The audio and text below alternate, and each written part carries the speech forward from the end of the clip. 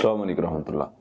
آج ہم جانیں گے کہ ہم صبح سے لے کر شام تک رمضان میں بھوک اور پیاس کو برداشت کرتے ہیں تو اس کا ہمیں کیا فائدہ ہے، اور دوسرے نمبر پہ اس کا مقصد کیا ہے۔ اللہ کی ذات نے ہمیں یہ جو روزہ رکھنے کا حکم دیا ہے، اس کو ہم پر فرض کیا ہے، اس کا مقصد کیا ہے۔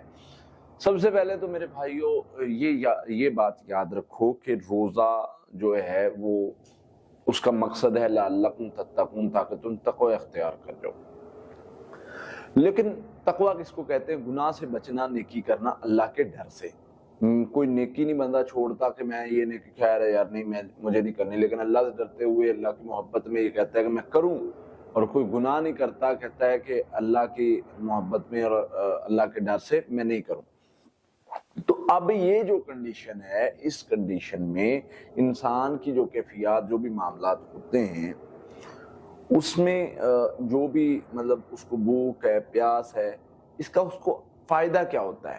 فائدہ سب سے پہلے تو یہ ہے کہ بھوک اور پیاس برداشت کرنا اللہ کے لیے، اللہ فرماتے ہیں سمپل سی بات اللہ نے ایک ہی بتائی ہے، روزہ میرے لیے میں اس کا اجر دوں گا، اس کا اجر میں خود دوں گا، کیونکہ اس میں انسان بھوک برداشت کرتا ہے، تنہائی میں پانی نہیں پیتا، چوری کوئی چیز نہیں کھاتا، روزہ روکتا ہے۔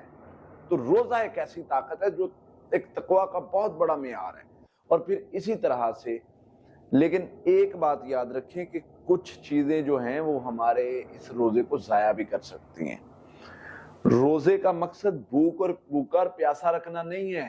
روزے کا جو اصل مقصد ہے وہ یہ ہے کہ آپ ہر چیز سے بچیں، آپ کی زبان کا بھی روزہ ہو، آپ کی ہاتھ کا بھی روزہ ہو، آپ کے کاموں میں بھی آپ جو ہے وہ دیانتداری سے کام لیں۔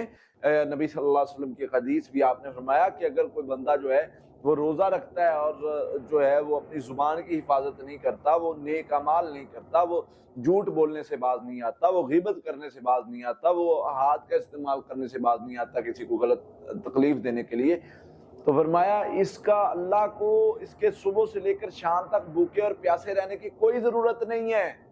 یہ بھوکا رہے، پیاسا رہے، جو مرضی کرے، اس کی اللہ کو ضرورت ہی نہیں ہے۔ جو بندہ روزہ رکھنے کے بعد گناہ سے باز نہیں آتا، تو روزے کا مقصد گناہ سے روکنا ہے۔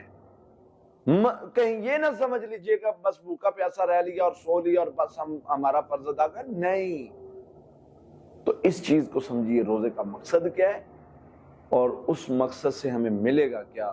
انشاءاللہ ہم اس طریقے سے چلیں گے تو اللہ تعالیٰ، اگر ہم اپنی زبان کی حفاظت، ہاتھ کی حفاظت کریں گے تو انشاءاللہ اللہ تعالیٰ ہمارے روزوں کو قبول بھی فرمائیں گے، اور اس کا اجر ہمیں خود دیں گے، اور اس کا اجر جنت میں داخل کر کے دیں گے انشاءاللہ۔